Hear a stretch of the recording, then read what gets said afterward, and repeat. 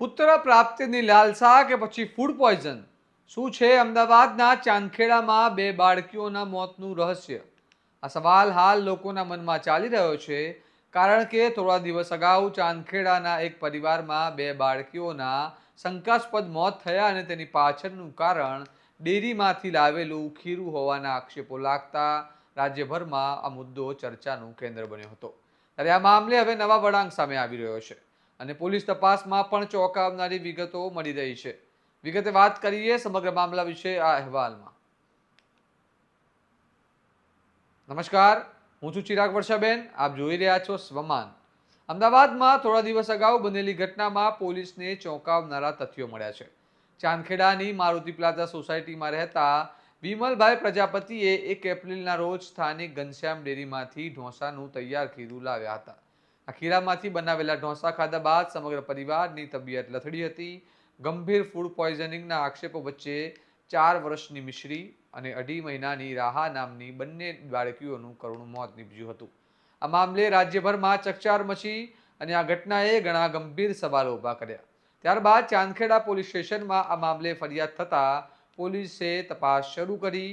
તપાસમાં પોલીસને પરિવારના આક્ષેપો પર શંકા જતા બાળકીઓના મૃતદેહનું અંતિમ સંસ્કાર કરાયા બાદ પણ તેમના મૃતદેહને બહાર કાઢીને તપાસ માટે પોસ્ટમોર્ટમ માટે મોકલવામાં આવ્યા હતા. કારણ કે 4 વર્ષની બાળકી ઢોસા ખાઈ શકે, પરંતુ 3 મહિનાની બાળકી કઈ રીતે ખાઈ શકે? ત્યારબાદ પોલીસે આ મામલે વધુ તપાસ હાથ ધરી, જેમાં પરિવારના અન્ય સભ્યોને પણ પૂછપરછ માટે બોલાવવામાં આવ્યા હતા. મૃતક બાળકીના પિતા વિમલ પ્રજાપતિ અને દાદા દાદીની અટકાયત કરી પૂછપરછ કરવામાં આવી હતી. પિતાની 9 કલાક સુધી પૂછપરછ થઈ, પરંતુ તેમનું ખીરું ખરાબ હતું એવું જ રટણ રહ્યું. પોલીસે જ્યારે ઘરમાં તપાસ કરી ત્યારે તેમને એક ડાયરી મળી આવી હતી, જેમાં પરિવારે પુત્ર પ્રાપ્તિ માટે પ્રાર્થના કરી હતી અને શિવ મંદિરની માનતા રાખી હોવાનો ઉલ્લેખ મળ્યો છે.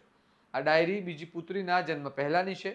આ મળતા જ શંકા વધુ તીવ્ર બની છે કે શું પુત્ર પ્રાપ્તિ માટે આ પરિવારે આવું કોઈ પગલું તો નથી ભર્યું ને? ત્યારબાદ તો વધુ ચોંકાવનારી વિગતો સામે આવી છે. વિમલ પ્રજાપતિએ 27 માર્ચના રોજ સેલ્ફોઝ નામની 10 પડીકી ખરીદી હતી, જે ઘઉંમાં વપરાતી ફ્યુગમેન્ટ અને રોન્ડેસાઇડ છે. તેમણે 8 પડીકીનો ઉપયોગ ઘઉંમાં કર્યો હોવાનું કહ્યું છે, પરંતુ 2 પડીકી ક્યાં ગઈ તે જણાવી શક્યા નથી. આ ઉપરાંત માતા પિતાના બ્લડ રિપોર્ટમાં એલ્યુમિનિયમ ફોસ્ફાઇડ અને ઝિંકની હાજરી મળી આવી છે. એલ્યુમિનિયમ ફોસ્ફાઇડ અત્યંત ઝેરી પદાર્થ છે, તેનો ઉપયોગ સામાન્ય રીતે જીવાતો મારવા માટે થાય છે. આ સમગ્ર મામલે ડેરી માલિકનું કહેવું છે કે તે જ ખીરાના જથ્થામાંથી અન્ય ગ્રાહકોને પણ ખીરું આપ્યું હતું, પરંતુ તેમની કોઈ ફરિયાદ નથી. હાલ બાળકીઓની માતા ભાવના પ્રજાપતિ હજુ પણ દવાખાનામાં સારવાર હેઠળ છે. ડોક્ટરોનું કહેવું છે કે તેમને લીવરમાં સોજાના લક્ષણો છે, પરંતુ તેમનું સ્વાસ્થ્ય હવે સ્થિર છે. 2-3 દિવસોમાં તેઓ સાજા થઈ જશે. ત્યારબાદ પોલીસ તેમની પણ સઘન પૂછપરછ કરશે. આ મામલે હવે પોલીસે લાઇ ડિટેક્ટ ટેસ્ટ કરવાની તૈયારી કરી છે. માતા પિતા અને દાદા દાદીની લાઇ ટેસ્ટ કરવા માટે કોર્ટની મંજૂરી માંગવામાં આવશે.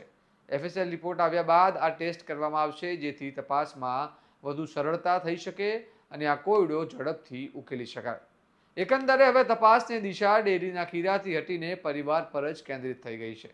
પોલીસના તમામ પુરાવા, ડાયરી, સેલ્ફોસની ખરીદી, બ્લડ રિપોર્ટમાં ઝેર એક જ દિશામાં ઇશારો કરી રહ્યા છે. જોકે સંપૂર્ણ તપાસ અને FSL રિપોર્ટ આવ્યા બાદ સ્પષ્ટ થશે કે આ ઘટના પાછળ ફૂડ પોઈઝનિંગ હતું કે કોઈ અન્ય ગંભીર કારણ. આ મામલે તમારું શું માનવું છે? અમને કમેન્ટમાં જણાવો અને આવા જ વિશ્લેષણાત્મક અહેવાલ માટે સ્વમાનને લાઇક, શેર અને સબસ્ક્રાઇબ કરવાનું ભૂલતા નહીં. નમસ્કાર.